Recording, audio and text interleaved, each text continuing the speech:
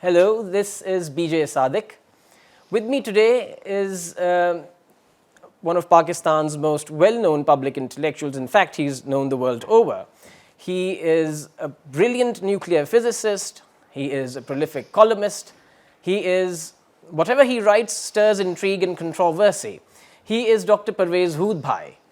Dr. Pervez Hoodbhoy, let me tell you, I mean, his list of accomplishments is rather long, so I'd rather not beat about the bush.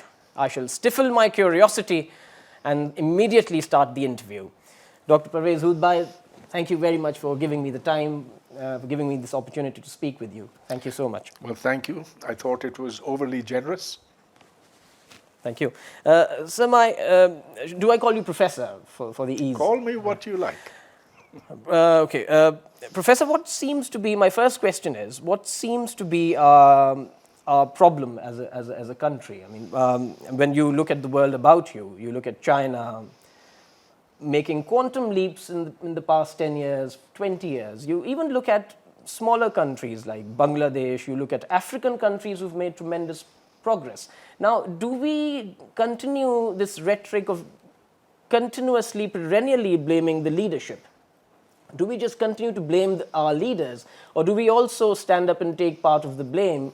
I think the better question would be, are we not made of the stuff that great men are made of? All great men, small men are made of the same stuff. We all have the same genes. We were born in roughly the same circumstances. So if you look a few hundred years ago, there was not that kind of disparity that exists today. Well, let's now move specifically to Pakistan. Pakistan in 1947 was the result of the two-nation theory, which said that on the Indian subcontinent there exist two and only two peoples. Small others, Christians, etc., don't matter. It's the Muslims and Hindus who are the main protagonists. They can never live together. Therefore, the subcontinent must be divided. Now, of course, the principal proponent of that was Muhammad Ali Jinnah. The problem was that in the struggle for Pakistan, in saying that we are different from them and we need a separate country, left out of it all was what sort of a country it would be. And so this country, which is based on religious identity, was born with no idea other than we must get away from them. That left major questions unresolved. What would be the nature of the Pakistani state? Would it be a Muslim state or an Islamic state? If it's a Muslim state, that simply means that a majority of Muslims will live together, that they're culturally different, etc. If it's an Islamic state, then it must be run by Islamic law. And that was a question that was left unresolved, is unresolved today, and is becoming more and more important with time, now that the TTP is encroaching upon us from Afghanistan, and there are internal forces that are seeking to make Pakistan an Islamic state. So no longer can you say that Mr. Jinnah wanted this or Mr. Jinnah wanted that. In fact, we don't even know what he wanted. So here is the fundamental issue. We didn't know what we wanted. It was born, Pakistan was born out of just one idea, get away from the Hindu. So now that Pakistan was born, 1947, then immediately thereafter there arose the question of what to do about so many different things. Well, one was the role of minorities.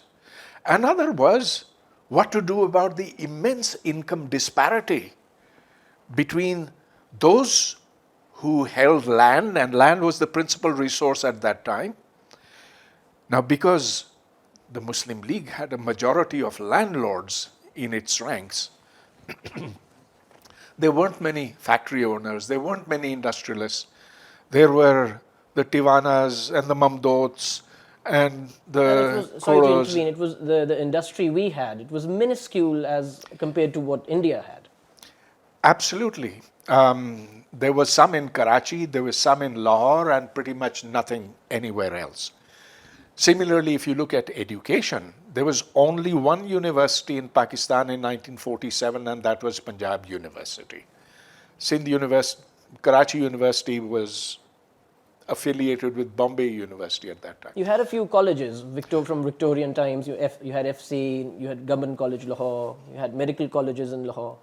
You're absolutely right, and you had a few engineering colleges as well, such as NED in Karachi, DJ Science College, etc. And so all of these, I think, add up to something like 30 or 35, no more than that. But the problem there was you had the institutions. They were good institutions before partition because the majority of the faculty there, the professors, were Hindu.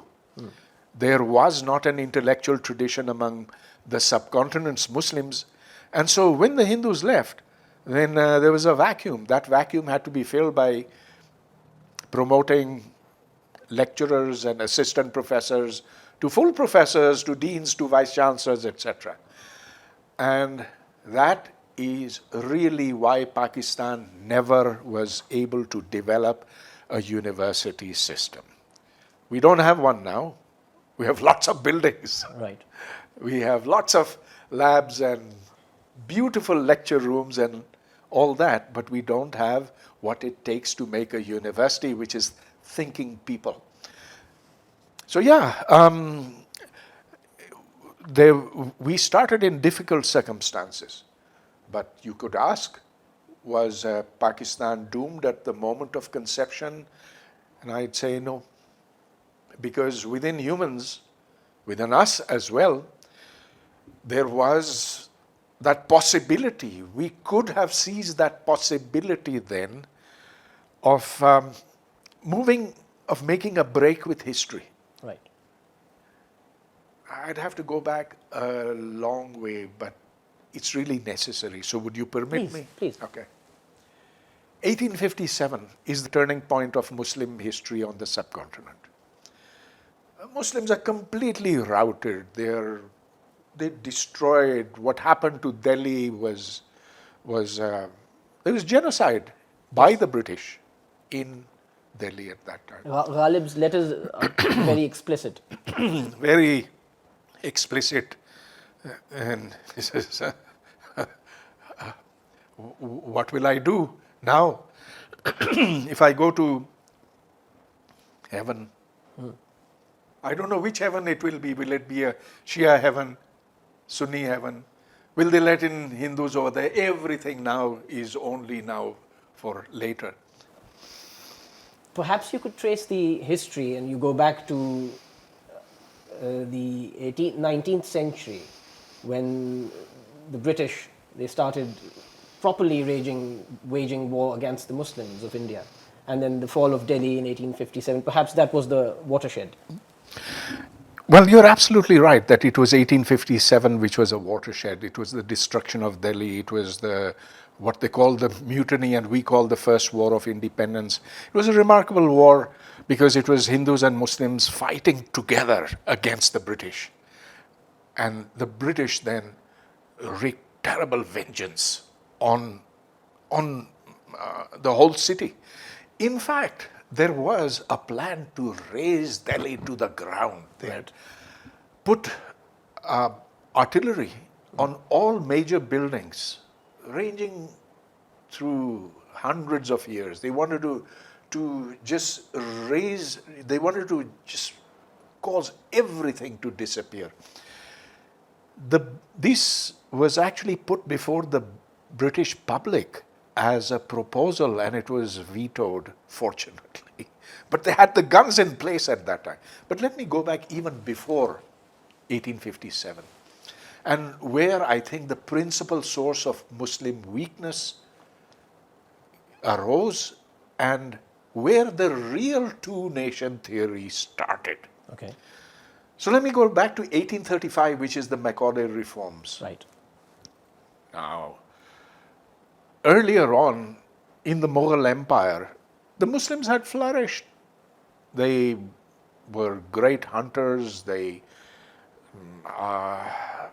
were good administrators, but they didn't keep their books. Right. They let that go to the Hindus. So they weren't interested in math. They weren't interested in learning how interest compounds. They weren't interested in what they thought were minuscule details. So they wanted art and music and grand architecture and mausoleums and gardens and so forth. There was not a single university which was built by the Mughals. There lies the answer then. This lack Exactly. of interest in matters of the intellect. In matters of the now, they weren't even interested in the great ideas of science that had been discovered in the scientific revolution, and now the British were impinging on them. So 1600 and something, Jahangir's court, the ambassador of Thomas Roe arrives. He shows Jahangir all those wonderful things that he has with him, the telescope, microscope, eye lenses, various scientific gadgets. And Jahangir says, very nice, very nice. All the nobles in the court, they say, super. How much is this? How much is that? Can we buy it? Yeah. And so they bought it. They never asked how it worked. Yeah. And so that weakness permeated and permeated. And then the British encroached and encroached, and then they took charge of education.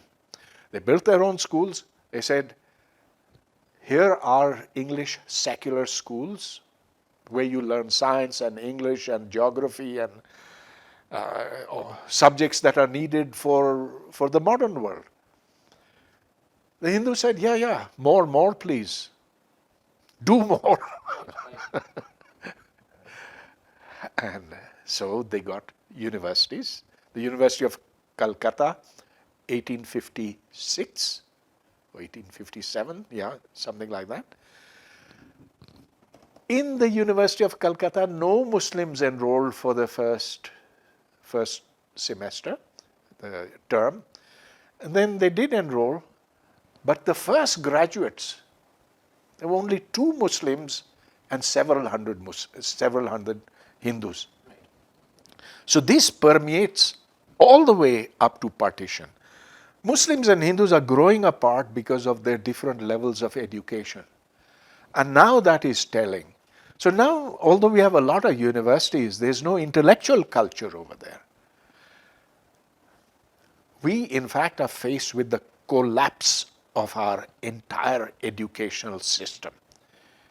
It is so bad that your full professors of mathematics, of physics, they would not be able to solve high school level problems given in Britain, for example. And so the words, I have no words to describe how it has all, it's fallen in. It's like a ton of bricks that's fallen down. The economy is bad. The state of educational institutions is worse. So moving forward, I do gather from your many opinion pieces that you're an extremely unhappy man. I mean, please don't mind, but that's you're certainly disappointed by the way things have panned out in your country. Specifically alluding to the military. They take the lion's share of your national budget. I mean, this is perceptibly visible. It's well documented. What I'm trying to get at is, do you think, will there ever be a time when from this entire mess, certain forces will emerge? Because things always emerge from a bout of frustration. Do you think certain forces will emerge who would sideline the military institution or downplay their role, the role that they play in your politics, in every sphere of human life? Do you think such times will come? What I'm basically trying to get at is just how powerful this institution is and what is their future? Do you think things will eventually change? Well, first of all, thank you for characterizing me as extremely unhappy. On the contrary, I am very happy, but my country is unhappy. And now, if you hear the voices all around, there is unhappiness in every quarter. You hear this complaint coming from the media, the judiciary, the business community, the lower sections of society who are absolutely now crushed by inflation. You see this from the provinces, from Balochistan, from Sindh, from Khyber Pakhtunkhwa. You see strife all over. And so there is unhappiness all around. But the main question that you asked is, what will happen about the military? Well, let's see why the military gained the upper hand so fast, so soon after partition. You had the Ahmadi riots, I think it was 1952 or so in Lahore. That was the first martial law that Pakistan had ever experienced. Then came 1958, Ayub Khan takes over. Why did he take over? Because soon after Mr. Jinnah died, the Muslim League collapsed. Right. Because they were a bunch of opportunists. Right. They were big landlords, and their one objective was to not only keep what they had tens of thousands of acres of land, but also to grab the land that the fleeing Hindus had left behind. So it was a grab here and a grab there. Now, naturally, a coalition like that will soon fall apart, and so the civilian leadership, I mean, we changed something like 6 prime ministers between 1948 and between 1958. Yes, right. So yes.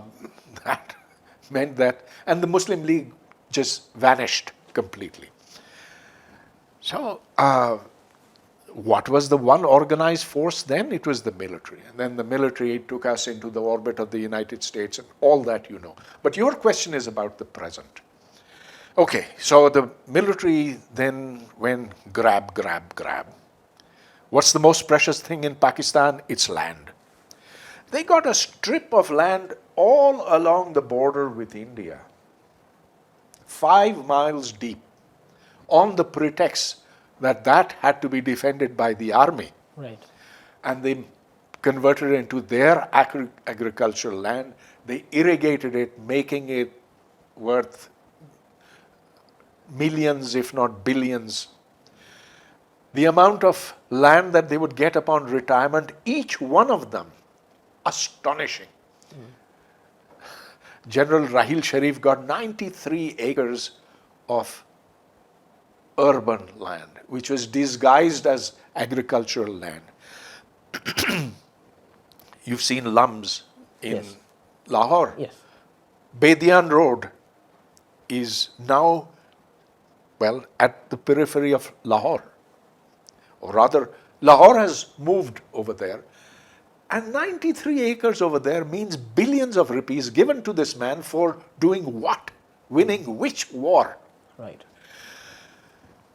Okay. Now, example after example has followed. And now the people of Pakistan are saying, stop it. We will not allow this open theft. Which is a good thing. Which is a very good thing, but it's been made possible because now the army, because of Imran Khan, is split. Whether it will split further or not, I don't know. Because you see, there's a huge amount of money involved, and if you split, then there's the danger of your losing the loot. Right. So, and it'll split further on another issue, whether to make the peace with the TTP or not. But for the first time in, I see, the last 40 years, there is a voice being raised without fear that the generals are looters. Right. Right. Here was... There's no recent precedent in history. Nothing. And that's because the Pakistani ruling class is being split. It's being split because the country is in a state of economic decline, which is irreversible. Right. It doesn't matter whether it's going to be PMLN or PTI or PPP in power. There is no way that you can service all the debts that have been taken by prior governments. Right. There is little by way of exports. Sure, we export something like 30 billion, 35 billion in all. But we import 1.5 times that. Right. And then we have to service the debts taken by previous governments. So each government can blame the previous one. So today, Shahbaz Sharif is blaming Imran Khan blamed Nawaz Sharif blamed all the others before him. But what's very interesting is that Pakistan was in a situation like this earlier. However, the geopolitical circumstances at that time were very favorable.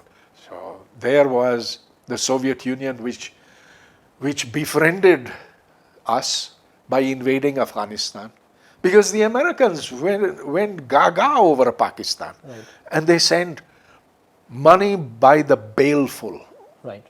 like they did later with Afghanistan. And so they propped up all these governments which could massively overspend. Now that that sugar daddy is gone, there's another sugar daddy who's come along, but he's a mean and stingy sugar daddy. The Chinese do not give the way the Americans gave. Yeah. Yes. And so Pakistan now is in deep trouble. It's an irreversible situation, I would say, in terms of economics. Unless you work hard. No, there's no if you work hard. It's a dead end. Right. Now, no matter what Pakistan does, our only hope is that,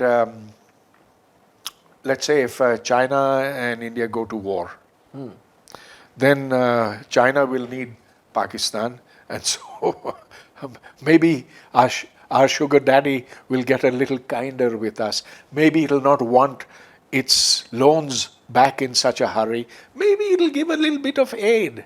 Right. It doesn't give aid, but it's only under a changed geopolitical situation that Pakistan can now hope to survive. And there's no, look at the Ukraine war. I will come to that. Okay, sure. So my next question basically emanates from what you've just said. In the late 70s and 80s, during the Cold War, you had Brzezinski, President Carter's national security advisor, who was standing on this very vague Pakistan-Afghanistan border.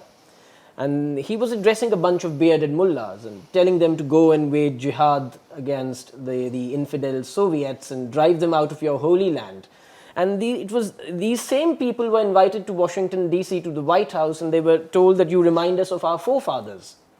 Now, when the Soviet Union collapsed and the U.S. left, these people thought that they were ditched, and they thought there was great animosity amongst these jihadist groups.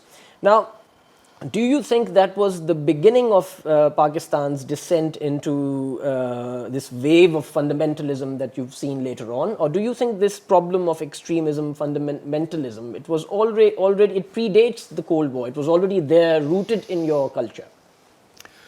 That's an interesting question. So let's go back to 1977 when General Zia takes over.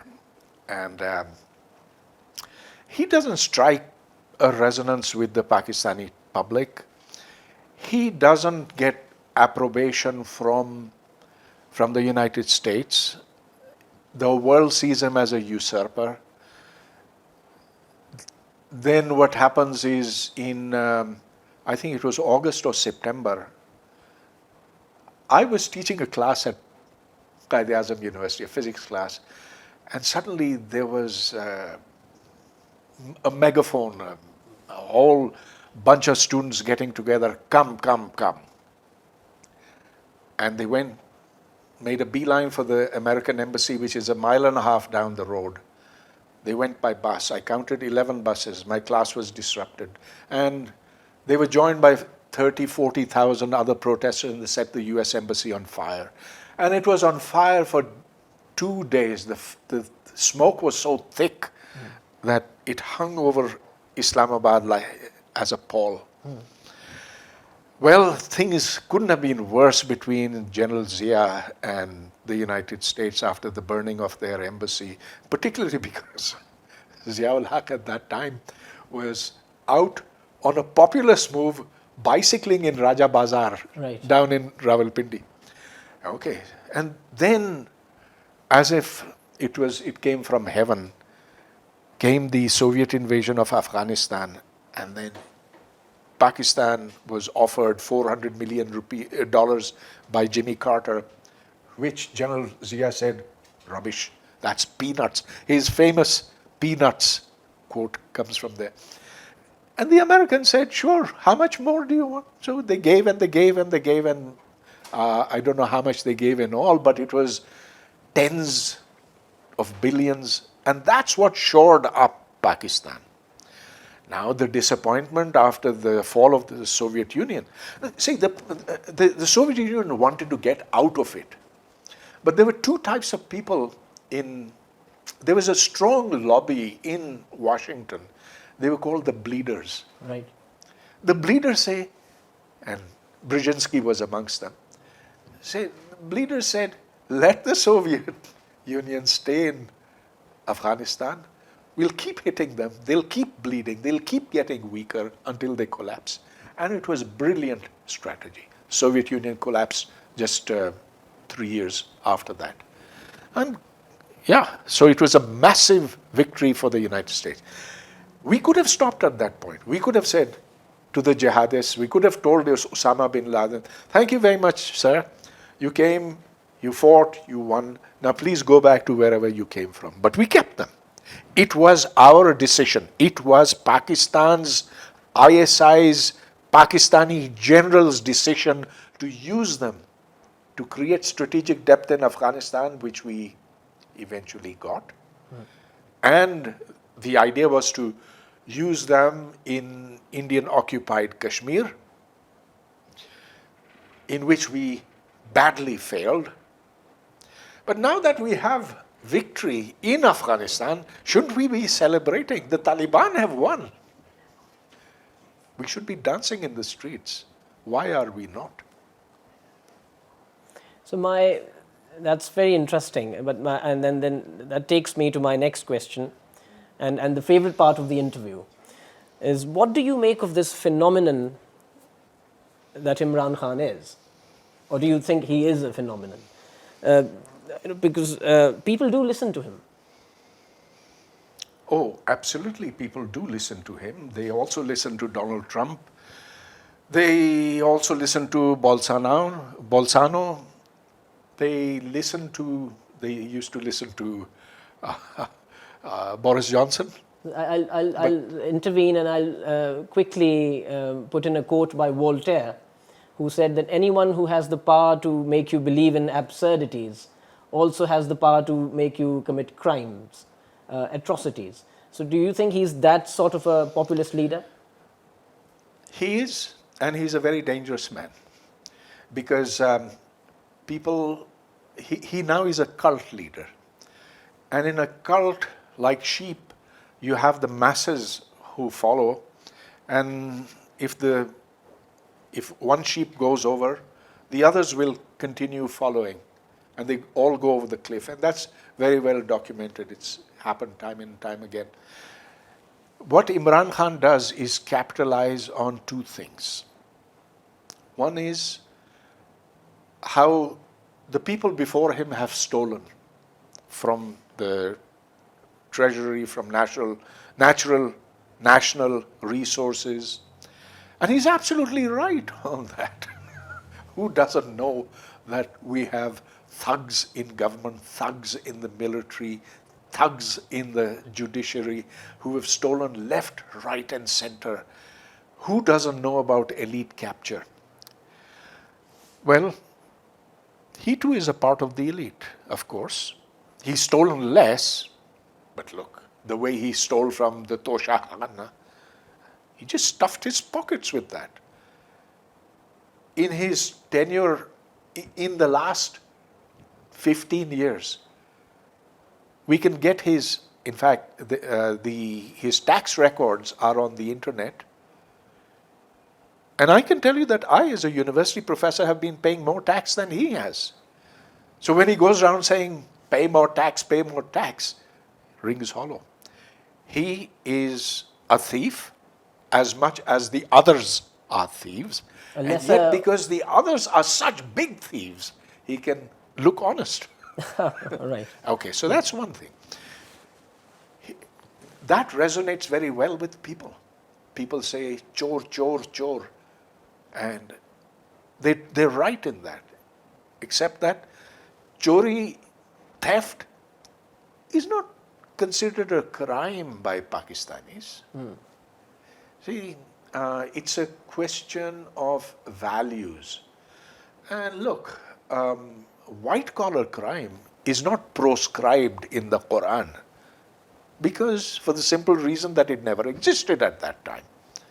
And so with forging a signature, hiding your assets, making offshore companies, taking unfair advantage of your position and then buying stocks, etc., buying off companies, etc., all that is not punishable according to the rules that we know from tradition.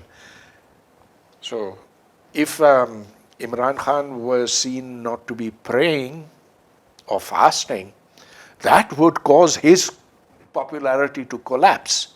But the fact that he took something like 150 million rupees out of the Tosha Khana and gave back 30 million of them, that is something that most Pakistanis don't believe is bad.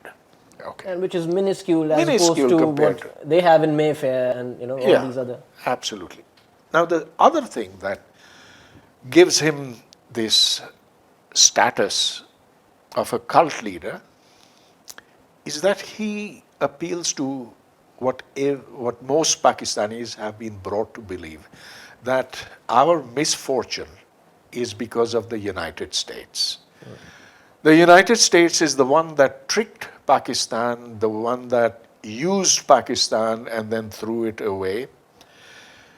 And certainly there is truth in that Pakistan was badly used by the US in its Cold War. We tend to forget that we were very happy accomplices and that things were hunky-dory until the US pulled out. Why should it not pull out? I don't know. After all, we pursue our interests. The United States pursues its interests. Why is it bound to help us through all times? I don't know. But American perfidy, as is seen. And so this absurd notion that the PMLN government was brought in by the United States, although it was the unpopularity of the PTI government, the fact that it couldn't govern, couldn't administer, that it spearheaded the economic downfall, that there was maladministration at every level, that people would like to forget. And they would like to focus on these two things. Number one, that the other side is made of thieves, and the other, that this is an American installed government. Right, right. And do you think he's likely to come back into power? I don't think so, but if he does, it won't be for very long. Right.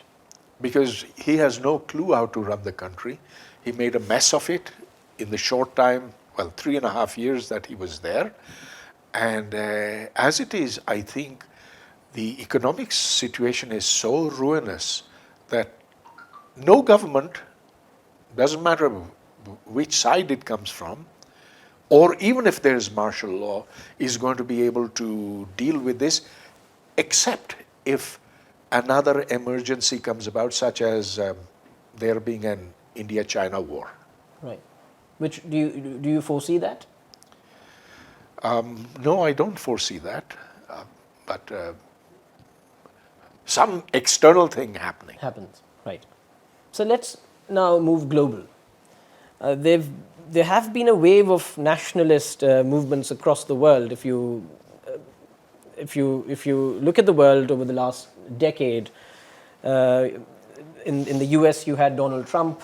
In Britain there had been talks about talks of Brexit. In Turkey you have Erdogan, who desires to restore the Turks to their former Ottoman glory. Then in India you have Modi flourishing on his anti-Pakistan, anti-Muslim rhetoric.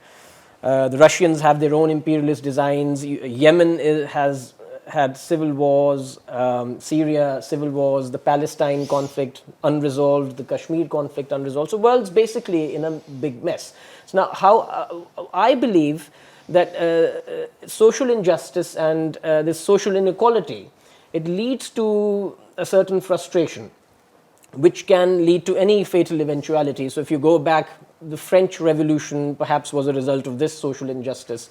Then even the wars you've had in the 19th century, you've had 2 world wars in the 20th century, perhaps also a result of social injustice.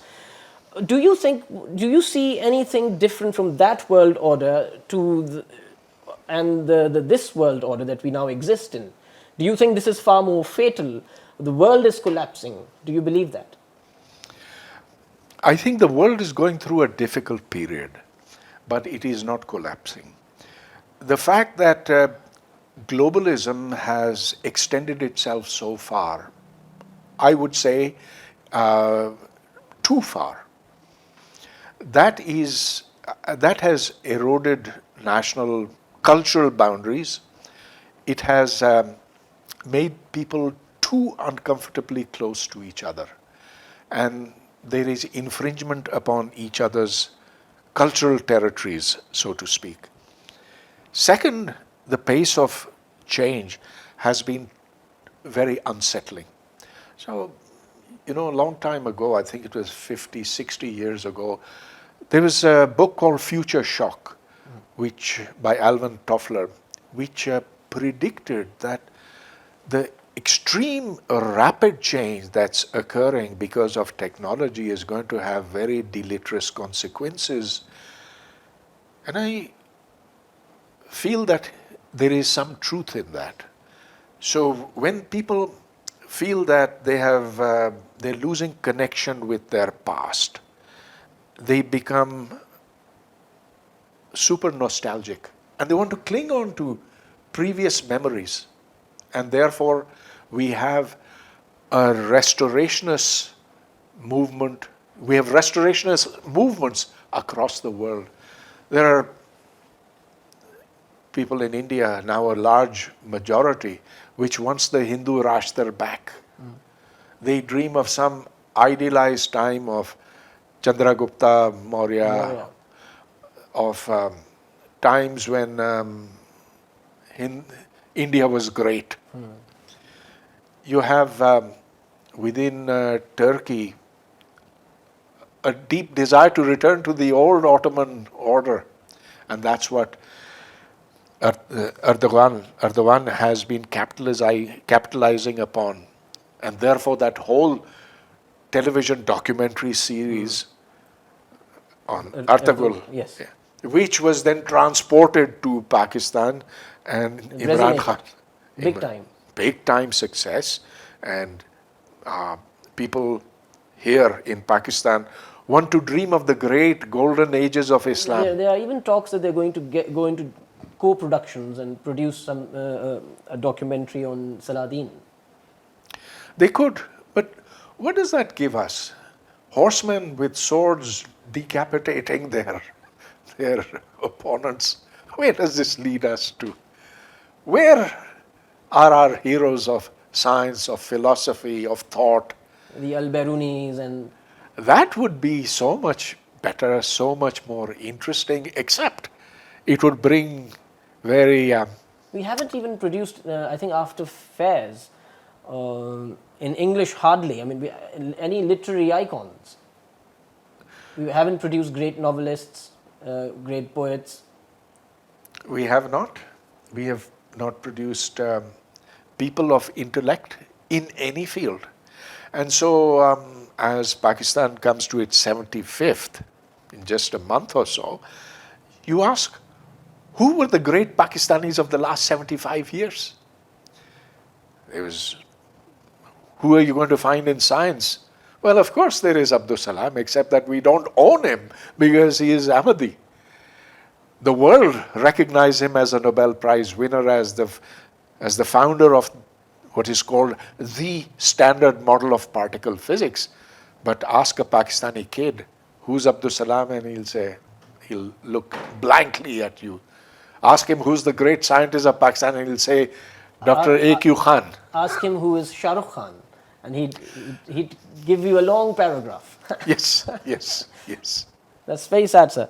So now I'll go to, and this would be my last, I'll end here. I'll talk about Russia. If Russia thinks that if Russia believes that it has the ambition of mimicking the United States of America as an imperialist power, I believe it is foolhardy, because its GDP is around $1.4 trillion, which is minuscule as opposed to the United States, who still stands at close to $30 trillion.